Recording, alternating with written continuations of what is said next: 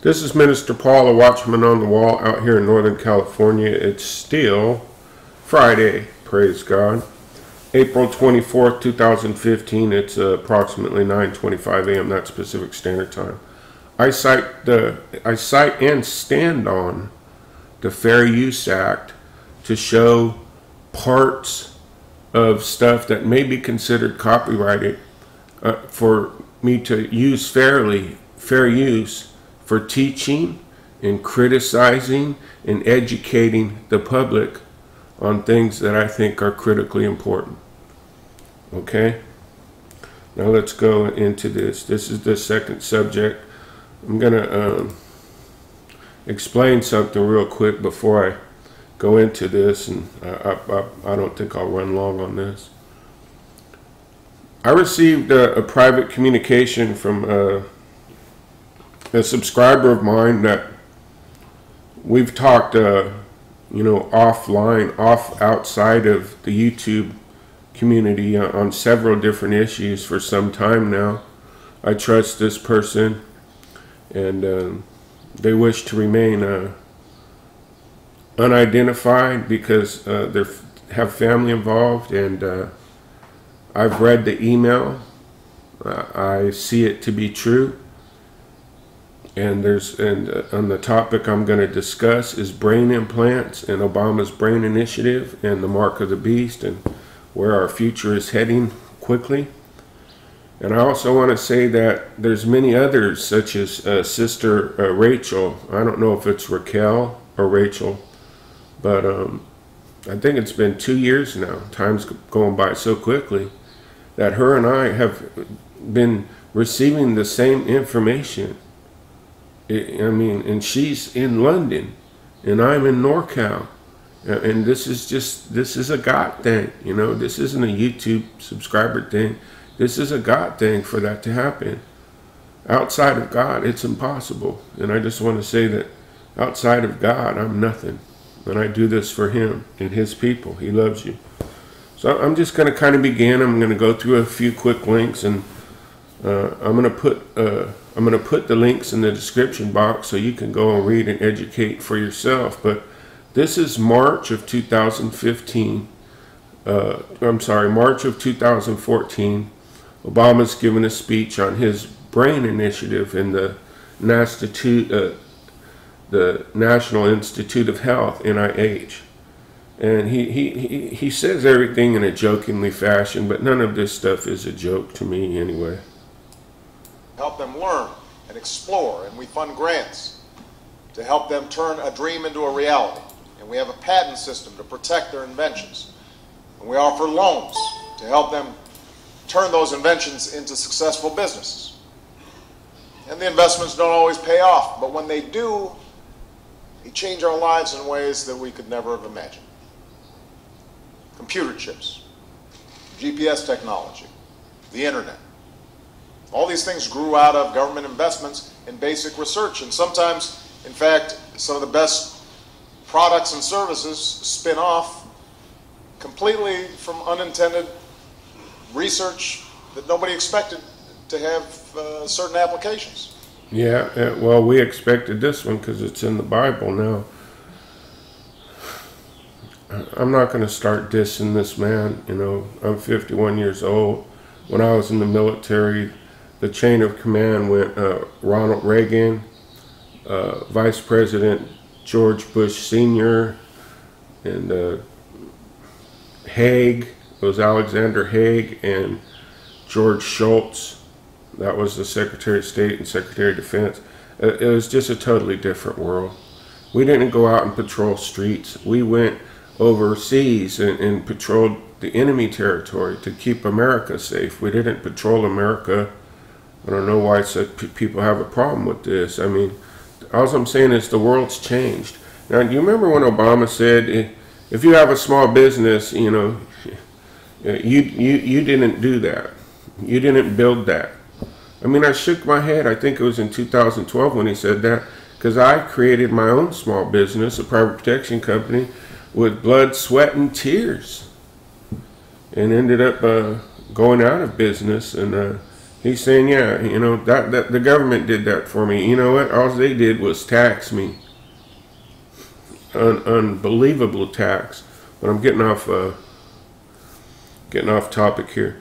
So what he basically just said right here is that any innovation, you know, that changes history has always been funded by the government. Did you hear him say that? And he gave some examples. And so I pulled this up, and again, I'll put a link to this. This is January 2014. And there's several different, you know, if you just search for Obama Brain Initiative, you can do it on the whitehouse.gov. You could do it anywhere. I pulled this up because it's fairly recent, but I'm just going to let you read this because we're talking about funding brain implants. 7 pages. And so, stepping forward, I think I'll play this one and then I'll close with. Stepping forward, I'm going to play this site, fair use. You see how this is all coming together just like the Bible said? And you try to tell people this and they're in too much of a hurry to even care. That's why I come on here and make these videos, because I figure eventually they'll get around to watching this, and hopefully it's before it's too late. To a hospital unconscious with no ID or medical history, but thanks to a microchip under your skin, it's all there. Science fiction 20 years ago, but a biometric reality today. The technology is based on answering one simple question. Am I who I say I am? Already, fingerprints and iris scans verify passenger identities at airports. Within 10 years, that technology may be even more widespread. And look for more complex facial recognition programs that scan a crowd of thousands looking for a single terrorist. Today's facial recognition software starts with the eyes. Then it maps out the contours of the face and compares that against a database of millions, a database that's growing by the day. What's next? At the University of Bath in England, researchers predict big changes for consumers. I think it is possible to free us completely of our wallets and keys using biometric technology, if that's what people want in 10 years' time. In fact, it's already here. The latest home security locks use fingerprints to control deadbolts. And let me stop right here. Just so you know, the people that's selling these alarm systems door to door, they came here so often trying to sell me this home automation stuff exactly like they just showed you there, and what they do is they want to put a wireless keypad, you know, the central part of your security system, to where they can hear you. This is on my street right now. I said no to it, but almost all my neighbors said yes to it. It's like a military operation. They can hear you in your house, and you can hear them. They can be listening to you all day long through this security system, and all you got to do is say, hey, I need help, and they're right there listening. This is a real fact. They will automate your home house. But at what cost to your privacy? At the Jewel Osco grocery store in Chicago, some customers pay using their fingerprints. No paper or plastic. You don't really need anything other than your hand, and you already got that with you. So will future department stores scan our irises, like in the movie Minority Report, then offer products catered to who we are? Hello, Mr. Yakamoto. Welcome back to the Gap. Experts say that technology is here now. The challenge is to safeguard our privacy in a brave new world. Tom Costello, NBC News, Alexandria, Virginia. Okay, so in this report here, and again, let me cite the Fair Use Act here. I didn't play the whole report. They're talking about hand implants, to pay to do everything with the chip in your hand. So let me remind everybody that in the book of Revelation 13 that people have been on here screaming about for years and years and years, it mentions that you will receive a mark if you reject Christ, you know, voluntarily. I want to make that clear. You will receive a mark, which I fully believe will be some type of RFID implant, either in your hand or your forehead. It says this is so real that it's happening. So that's the fingerprint part, we all see everybody doing this, but let's go to the head part.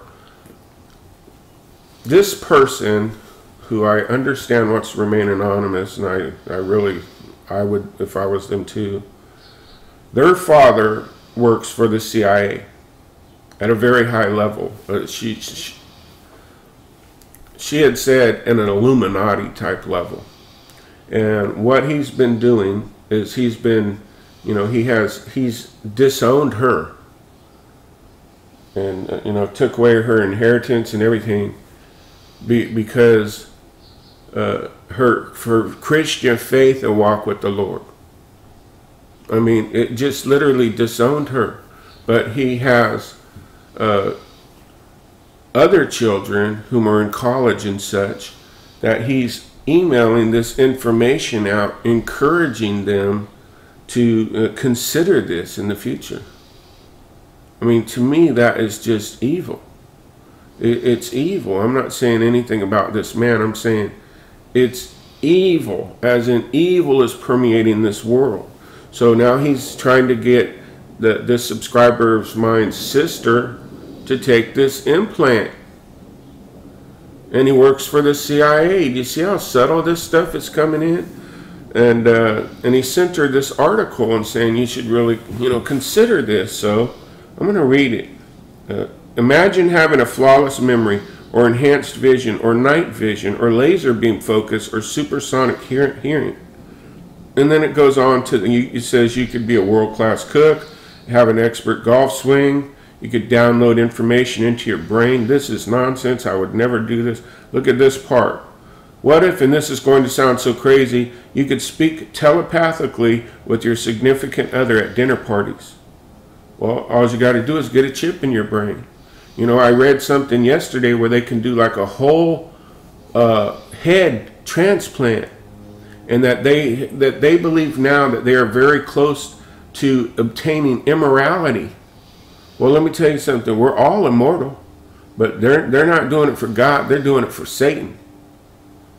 Immorality, meaning you live forever. We're all going to live forever somewhere. After we physically die, we're going to either live in heaven or hell. That's a fact. That so many people, how can you deny this stuff right in your face? I'm not going to read the whole thing for time's sake, but I am going to put a link. And it talks about risks and this and that. They can fix your deafness. They can help your anxiety and PTSD. They can even help you lose weight. All you got to do is put this chip in your brain. Well, what did Christ say? A mark in your hand or your forehead. And it's talking about, helping Parkinson's disease, and it shows you this chip also, but it doesn't cure Parkinson's disease. You better know that. It says, when it comes to brain implants, most people will sit on the sidelines, but predictably, some people will be and currently are a bit too enthusiastic. And now watch this in closing, and I just want to reach, I just finished my prayer for this morning. I just told God, just help me reach as many people as I can. Just help me, God, help me reach as many people as I can in any way I can. And this is the second topic I want to discuss today. They have what's called biohackers now, and I saw this coming. My credit card company just emailed me saying that they're sending me new cards with chips in them, RFID chips. I know everybody may already have that, but I was using one intentionally that didn't. Now they're sending me a new card with an RFID chip in it. No PIN required anymore. So I want to talk about these biohackers real quick. People who this is going on underground. People will modify their bodies with chips they implant themselves. These people are crazy. Are already buying RFID chips. So apparently there's a way you can buy these off grid, so to speak, to inject under the skin using a syringe at home, and using supplements, smart drugs, and engineered brain states to improve mental abilities. And it says we'll pass on the do it at home RFID chip. And there's 3 technologies they're talking here. This one's been banned from the church for 8 years under a past president. So I'm going to put a link. There's 3 stories here that are really interesting, but I'm just throwing this right out there in your face that you can't miss this fact that what the Bible said is coming to pass. And it was the time to wake up on this stuff was like yesterday. And isn't it amazing that all this stuff is being coming out and confirmed since Obama took office? Think about it. The man's changing the world, all right, but it ain't in a good way. I mean, just look around.